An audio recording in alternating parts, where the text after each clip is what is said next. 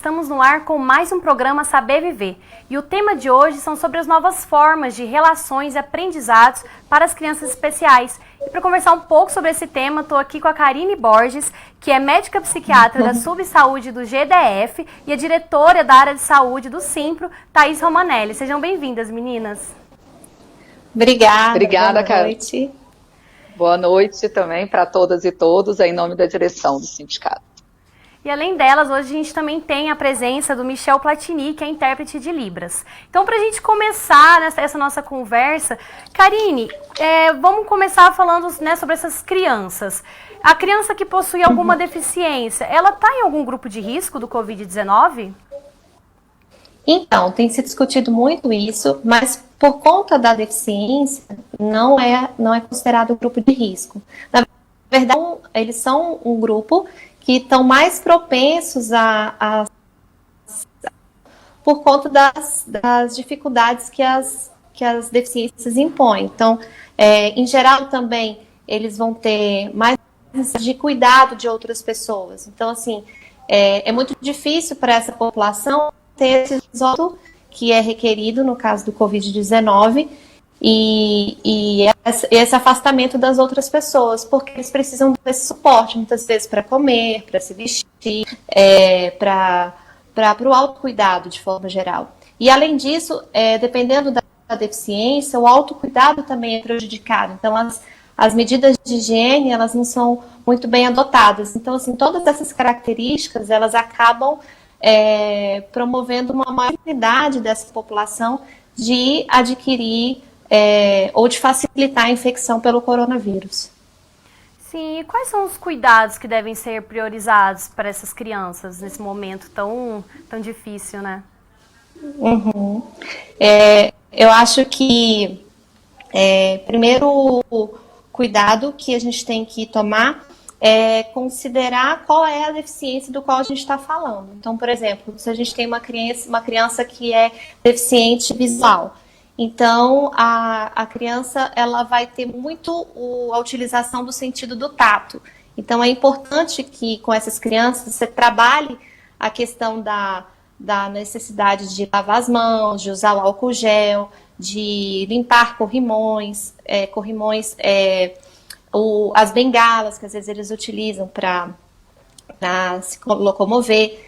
Se você tem uma criança que é deficiente auditiva, então essa criança ela vai usar muito as mãos na comunicação, né, na linguagem de Libras, e deixar muito claro para essa criança que ela precisa tomar o cuidado de não tocar o rosto, né, de evitar esse contato com a boca, com o nariz. E se a gente fala, por exemplo, já de uma deficiência intelectual, então a criança ela vai ter uma dificuldade de compreensão desse contexto, muitas vezes no autocuidado. Então o adulto tem que acompanhar de perto as crianças. Então, assim, eu acho que tem a informação, os cuidados vai serem adaptados de acordo com a deficiência que a criança apresenta. Sim, Karine, em meio nessa pandemia, né, a rotina de todo mundo mudou. E no caso dessas crianças, né, qual é a rotina delas, o que elas, e deve mudar, né, a rotina, mas o que deve ser mudado na rotina dessas crianças para prevenir mesmo que dissemine aí esse vírus? Para as crianças especiais, assim como para nossas crianças típicas, né, a gente tem que tomar o cuidado com a questão então, eu acho que as crianças elas precisam, antes de tudo, estar informadas acerca do que está acontecendo, né, adaptando essa informação para cada criança e priorizar a questão do autocuidado e tentar investir acho que no dia, né, que é algo que a gente não tem como evitar, então de tentar facilitar a convivência, né, no âmbito familiar dessas crianças. Sim. Doutora Karine? Sim. Oi, doutora Karine? Me escuta, Thaís? Oi, querida. Eu queria que a senhora falasse. Eu queria que a senhora falasse. Olá, estão me ouvindo? Sim, estou ouvindo. Eu queria que a senhora falasse um pouquinho também para a nossa categoria especificamente, né, para as nossas professoras, professores e orientadoras que estão em casa nesse momento e que também têm filhos, né, que são portadores de alguma necessidade, que são deficientes, ou que ou o próprio professor, professora, orientadora que nós temos também, né, na categoria. Então, eu queria que você falasse agora, assim, para esse público, né, a gente sabe que você já falou aí de adaptação, né, da adaptação da realidade, do conteúdo, mas de forma, assim, específica, para nós, professoras e professores, orientadores e orientadoras, portadores de alguma necessidade, portadores de alguma deficiência. Né? O que a gente pode fazer para amenizar a nossa condição nessa nova realidade que a gente está enfrentando agora do coronavírus? Essa é uma pergunta difícil, porque eu acho que os professores, eles, assim, das classes que estão trabalhando, assim, com essa nova realidade, acho que os professores, eles estão tendo um desafio muito grande, porque você tem uma mudança da modalidade de ensino, você sai do ensino que é presencial, de repente você tem que apresentar todo o material de aula online, né? Pelo menos é o que tem acontecido nas escolas particulares, ou você tem que adaptar o material, né, para as crianças que fazem parte desse núcleo escolar. Então, assim, só que paralelo a essa circunstância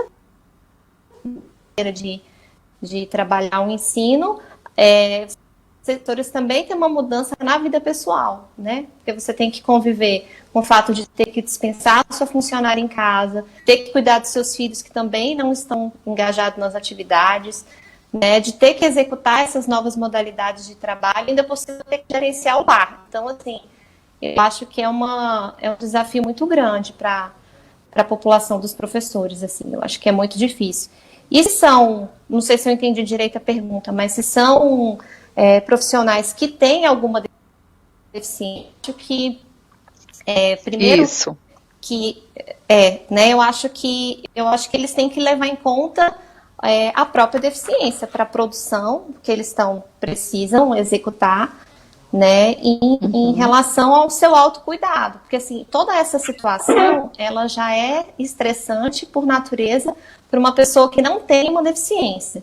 Então, assim, tá todo mundo, né, a população mundial está em sofrimento por conta dessa realidade que está vivenciando, de isolamento, de quarentena, de mudanças de relações humanas. Tudo isso afetou a vida de todo mundo. Então, se você imagina para uma pessoa que já tem uma deficiência, e assimilar e administrar as mudanças que isso impõe é muito maior. Então, acho que essas pessoas, elas têm que ter mais complacência consigo mesmo, que eu acho que é importante, que eu acho que isso vale para todo mundo, independente da deficiência, mas de aceitar o que dá conta de fazer e o que dá conta de produzir, porque não tem como a gente oferecer mais do que o nosso cenário nos permite.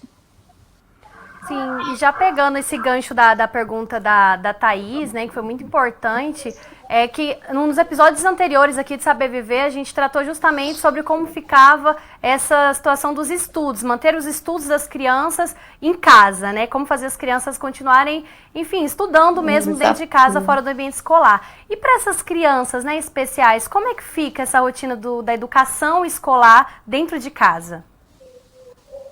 Pois isso é um desafio muito grande, porque a própria educação inclusiva nas aulas presenciais já é uma coisa muito difícil de acontecer. Então, assim, os pais, familiares de crianças especiais têm muita dificuldade em conseguir incluir, conseguir a adaptação do material escolar e conseguir a parceria das escolas para poder auxiliar nesse acompanhamento educacional.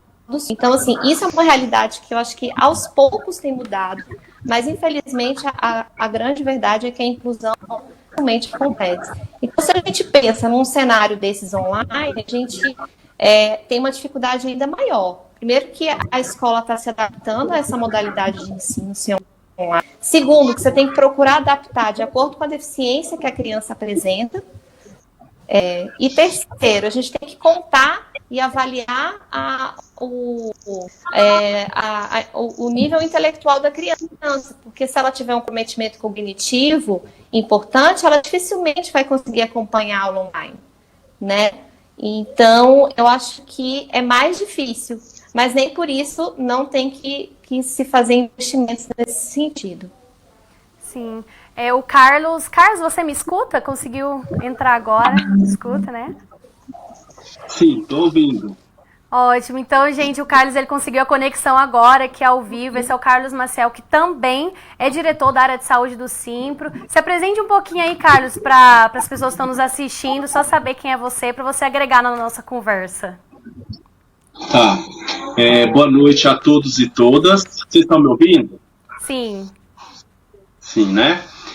Eu sou Carlos Maciel, diretor do Simpro. Atualmente, eu atuo na Secretaria de Política e aí a gente começa a ver que as barreiras para as pessoas com deficiência são bem maiores. Então, a ideia de fazer essa discussão hoje é para trazer para as pessoas com deficiência e para as demais o entendimento do que é, né? Essas barreiras que as pessoas têm e a dificuldade que elas causam. Sim, seja bem-vindo, Carlos. Tá. Então, para a gente continuar essa nossa conversa... Só para rapidinho, desculpa te interromper. Não, pode eu falar. também sou pessoa com deficiência, tá? Aí só para a gente também, assim, né, dizer, junto com o Carlos Maciel, a gente atua em várias frentes, né? Construímos agora no Simpro também um coletivo de pessoa com deficiência, de professores, professoras, orientadoras e orientadores com deficiência. Então, foi aí o nosso temos aí também mais um desafio, né? Acho que foi por isso também que eu fiz a pergunta para a doutora Karine, né? Porque eu sei que a nossa conversa aqui é para falar um pouco das crianças, mais direcionada às crianças, mas a gente não podia deixar, né, um espaço desse de falar um pouco, trazer um pouco para a nossa realidade, a realidade nossa de professores e professoras, e orientadores e orientadoras, principalmente portadoras, né, de deficiência que somos. Uhum. Eu posso falar também? Claro. Também Claro. É um privilégio para mim participar dessa mesa. Além de psiquiatra, eu também sou mãe de uma garotinha autista que tem 9 anos. Ok. De uma garotinha que está agora passando por um processo de ser diagnosticada com altas habilidades. Então, também é um desafio estar em casa com ela, né, nesse processo que a gente vinha, né, construindo e tentando identificar e tentando reconhecer. Então, realmente, assim, está sendo um grande desafio essa quarentena para nós também. Sim, a TV comunitária também fica muito feliz de trazer essa contribuição, né? Porque, querendo ou não, é uma parcela da sociedade que não é vista, não tem uma visibilidade, ainda mais em meio à pandemia. A gente não se fala sobre isso, né? Então é muito importante, também fico muito feliz da gente trazer essa pauta, esse assunto para cá. E já falando, né, sobre a pandemia, sendo criança especial, como os pais, a família, as pessoas que convivem com essa criança devem conversar sobre o Covid-19, né? Porque elas a gente estava conversando, né, como disse no outro programa, as crianças perguntavam, por que eu não estou indo para a escola? Eu quero ir para a escola. Então, como é que fica esse diálogo? Qual é o papel da família de explicar esse contexto esse cenário tão difícil que a gente está enfrentando agora? Como é para mim? Isso, Karine. Claro, mas quem quiser contribuir também, fica à vontade. Eu acho que o principal de tudo é a informação. O que eu observo muitas vezes é que, por serem crianças, as crianças às vezes são negligenciadas de informação. E, assim, é importante a criança, em especial as crianças com deficiência, né, as crianças especiais, transmitir a informação que está acontecendo para elas. Porque a partir de ter a informação, elas vão poder elaborar as mudanças de texto que elas estão na rotina. Então, eu acho que o mais importante dos pais é trabalhar essa questão do diálogo com os filhos. Eu sei que está todo mundo estressado, todo mundo tenso, todo mundo nervoso, todo mundo com as mudanças que o coronavírus impõe à sociedade. estrutura de trabalho, até na nossa estrutura social. Então, assim, foram muitas mudanças. A gente também está tendo dificuldades. E até para os filhos compreenderem essas dificuldades que os pais estão tendo, né? Às vezes um pouco mais intolerantes, às vezes um pouco mais irritadiços. Até essa mudança do comportamento dos pais, entender que existe uma mudança no ambiente que está levando a isso. E para a criança, eu acho que o importante é a gente transmitir informação e transmitir de uma maneira adaptada, de maneira que eles compreendam, né? Compreendam pela deficiência e pela idade. Né? Não adianta a gente pegar uma criança de 5 anos e explicar para ela o que é uma pandemia, o que é um vírus. Né? Tem que adaptar essa informação para a criança compreender. E eu acho que aproveitar esse momento para trabalhar isso com a criança. Já que a gente está tendo essa oportunidade, né, eu acho que de convivência tão intensa e forçada, a gente tentar aproveitar isso de alguma maneira, tentar estreitar os vínculos, tentar aproximar dos filhos, né? Às vezes a gente está tão engajado na nossa rotina de trabalho, de estudo, cuidados da casa, tantas coisas que tomam a nossa atenção, que às vezes a gente não olha com todo o cuidado que o nosso filho merece. Então eu acho que é uma oportunidade da gente viver esse período mais próximo dos filhos. Claro que se a gente pudesse escolher, a gente não escolher estar vivendo por que não tentar vivê-la de uma maneira mais prazerosa, mais produtiva na nossa família. Sim. E Karine, na população das crianças com TEA, né, que é o transtorno do espectro autista, quais são as sugestões para os cuidadores nesse período de pandemia? Então, o TEA é um transtorno de desenvolvimento, né, que as crianças elas têm principalmente uma dificuldade de compreender emoções, de estabelecer a comunicação, né, às vezes comportamentos estereotipados, e essa alteração de comportamento atrapalha a interação social. Então, assim, eles têm dificuldade de compreender, né, o que ocorre em relação à sua relação com as pessoas e com o meio. Então, a compreensão deles dessa pandemia é um desafio para os pais e para os terapeutas. Então, eu acho que o mais importante, que são crianças assim que são muito, assim, como é um grupo muito heterogêneo, você vai ter autistas mais leves que vão conseguir entender melhor o que está acontecendo, você vai ter autistas severos que vão ter mais dificuldade, que às vezes são mais apegados à rotina, porque em maior ou menor grau, os autistas eles têm um apego a uma rotina específica de funcionamento. E muitas vezes, por conta disso, essa rotina foi interrompida. Então, às vezes ele saía para ir para a terapia, ia para a escola no outro horário, ele estava habituado a comer em determinado lugar, e isso, de repente, vai mudar de forma brusca, de uma forma abrupta. Então, lógico que isso pode deixar com que essas crianças fiquem mais irritadas, mais agressivas, às vezes mais... Então, eu acho que o que conseguisse fazer para poder manter o máximo de semelhante da rotina dessas crianças, o melhor possível. É o melhor. Então, assim, se essas crianças conseguirem, por exemplo, fazerem terapias online, se elas tiverem repertório suficiente para conseguir acompanhar uma terapia online, eu acho que é vantajoso fazer a terapia online. Se não, eu acho que os terapeutas, os pais, eles têm que procurar, os terapeutas principalmente, capacitar os pais para poder conseguir ajudar a criança nessa quarentena. Uma coisa que tem acontecido com as crianças de forma geral e com os autistas e com essa mudança da rotina, tá tendo alteração de mudança de sono, que é uma dificuldade que eles já têm. Então, se eu posso dar uma sugestão para os pais, seria ter um quadro de rotina, a maioria deles já tem, mas dessa rotina, né, tentando manter os horários regulares de refeições, os horários que eles vão ter, por exemplo, atividades que eles consideram prazerosas, para ler o livrinho, para assistir o videozinho que eles gostam, diferenciar para essas crianças atividades que são do dia, para atividades que são da noite, e tentar manter isso numa constante. Eu acho que isso facilitar a convivência dessas crianças nessa fase.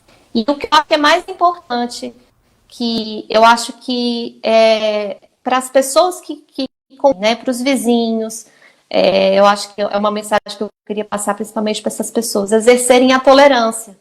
Então, assim, familiares que têm crianças ou adultos em casa vão ter muita dificuldade com essas pessoas nesse período por conta dessas restrições.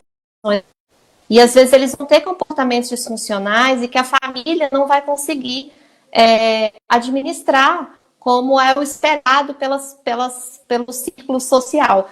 Então, assim, eu acho que trabalhar um pouco assim, da empatia das pessoas que convivem com essas crianças, né, vizinhos, colegas, familiares, de que é uma fase difícil para todos, mas especialmente para eles.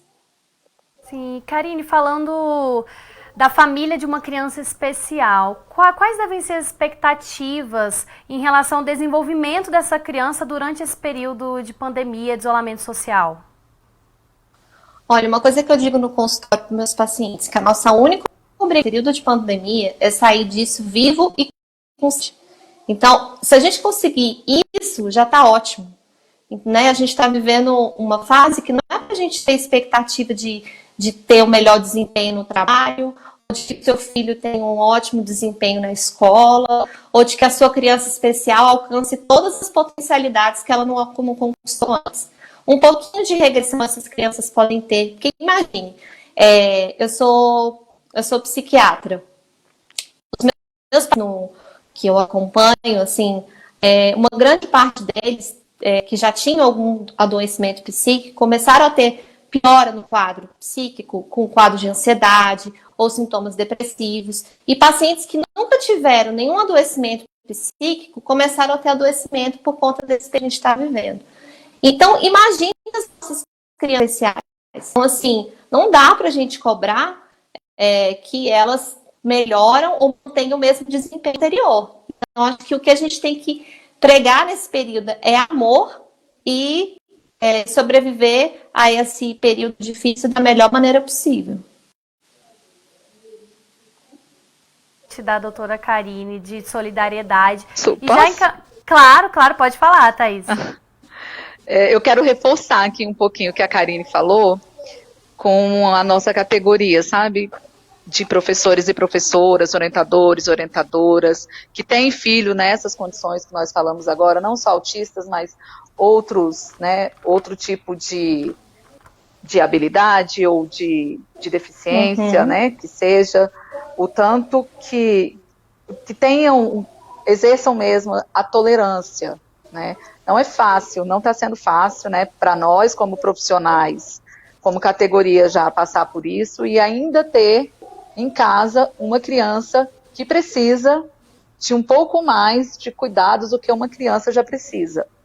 Né? Então, exerçamos com nós mesmos a tolerância. Tenhamos nós mesmos tolerância com nós mesmos. Né? Nós, deficientes, pessoas com deficiência, ou nós, pessoas que somos os cuidadores de crianças portadoras de alguma deficiência, né? Exerçamos em nós essa tolerância também. Né? Porque às vezes a gente se cobra tanto para fazer isso com o nosso filho e às vezes a gente não tem com a gente mesmo, né? Essa tolerância. Então, dê esse tempo. Eu acho que a doutora Karine falou uma coisa aí essencial. Acho que a gente tem que lutar para ser dessa vivo e consciente. Né? Eu acho que é isso que a gente tem que passar para os nossos filhos. E sim, também, né, para os nossos filhos, para quem a gente convive, sendo especial ou não, né, tendo necessidade ou não, mas tendo deficiência, aliás, ou não, mas que a gente tenha essa tolerância, né, entre nós, que estamos convivendo com essa nova realidade. Então, acho que foi fundamental, assim, o que ela falou, que o momento é o momento do cuidado, né, da empatia e da tolerância. Então, que nós tenhamos isso, mesmo com toda a dificuldade, que não é fácil, né, não é fácil para a gente como profissional, né, não é fácil para a gente como pai, como mãe, né, de crianças com ou de pessoas, né, não só crianças, mas que tenham deficiência que sim requerem um pouco mais de atenção e de cuidado. Sim, e é muito importante, Thaís, essa sua mensagem, porque a gente é bombardeado, né, a todo momento de notícias ruins em relação a esse vírus. Isso. E você trazer essa mensagem de acolhimento, de carinho, de solidariedade é muito importante. E eu gostaria que a gente terminasse o programa dessa forma, levando para esse caminho mesmo, que é o de acolhimento, o de amor, o de preocupação com o próximo. Carlos, você me escuta, Carlos? Carlos? Eu acho que o vídeo dele travou. Mas, eu acho que ele travou. Ele travou.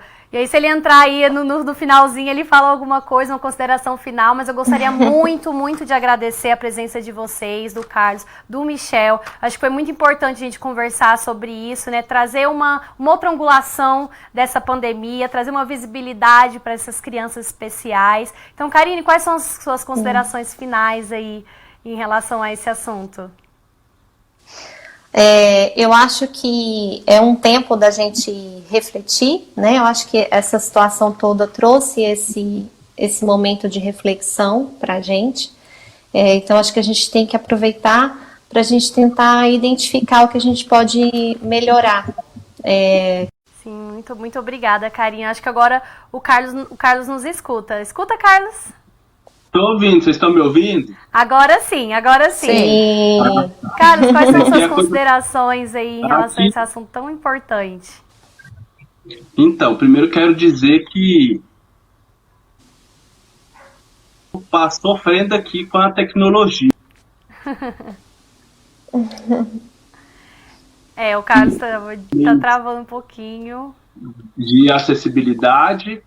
E aí dizer o seguinte, que nesse momento, né, de pandemia, as famílias estão com duas missões. Uma de educar a criança, né, trabalhar